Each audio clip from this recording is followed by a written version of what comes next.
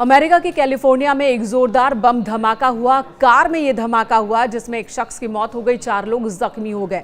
इसे अमेरिकी प्रशासन की ओर से आतंकी हमला बताया गया है। कैलिफोर्निया में ही एक आईवीएफ क्लिनिक के बाहर ये जोरदार धमाका हुआ, जिसके बाद पूरे इलाके में दहशत फैल गई। इस दर्दनाक घटना में एक व्यक्ति की जान गई है, 4 लोग जख्मी हैं जिन्हें अस्पताल ले जाया गया और इस घटना का वीडियो भी सामने आया है। फेडरल ब्यूरो ऑफ इन्वेस्टिगेशन यानी कि FBI ने इस धमाके को आतंकवादी कृत्य घोषित किया और इसके साथ ही जांच की शुरुआत भी कर दी गई है।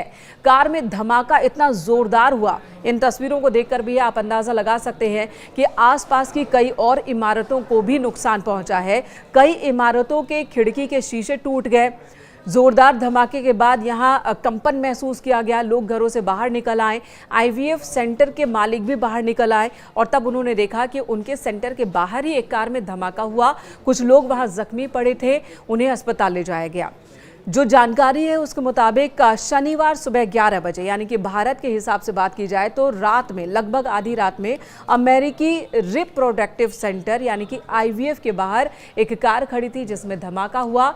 आसपास लोग दहशत में आ गए। बहुत ही शक्तिशाली था ये धमाका, कार के परखच्चे उड़ गए। हालांकि ये भी बताया जा रहा है कि इसी कार से कई बंदूकें भी बरामद की गई हैं। FBI के लॉस एंजलिस फील्ड ऑफिसर ने बताया, सहायक निदेशक ने बताया है कि ये घटना स्पष्ट रूप से आतंकवादी घटना ही है, यानी कि आतंकी हमला है। उन्होंने कहा कि FBI की टीम इस पूरे मामले की गंभीरता से जांच कर रही है ताकि ये पता लगाया जा सके कि ये अंतर्राष्ट्रीय स्तर का आतंकवाद है या फिर घरेलू आतंकवाद है, क्योंकि इससे पहले भी अमेरिका के अलग अलग हिस्सों में इस तरह की कुछ छोटी बड़ी आतंकी घटनाएं अभी हाल में होती रही हैं।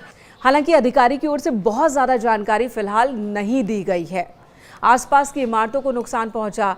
स्थानीय पुलिस की ओर से जानकारी दी गई कि धमाका बहुत तेज था। गनीमत रही कि उस वक्त IVF सेंटर पर बहुत ज्यादा लोग मौजूद नहीं थे, नहीं तो नुकसान कहीं ज्यादा हो जाता अगर वहां मरीजों की संख्या ज्यादा होती। अमेरिका में 3 ऐसी शाखाएं हैं इस IVF सेंटर के। वहीं IVF सेंटर के मालिक ने भी बताया कि जब धमाका हुआ तब वो क्लिनिक के अंदर थे, हालांकि बहुत ज्यादा मरीज नहीं थे और धमाके के साथ ही वो क्लिनिक से बाहर निकले। साथ ही वो ये भी कह रहे हैं कि अगर ये धमाका उन्हें धमकाने के लिए है या परेशान करने के लिए है तो वो डरने वाले नहीं है, मरीजों की सेवा वो जारी रखेंगे।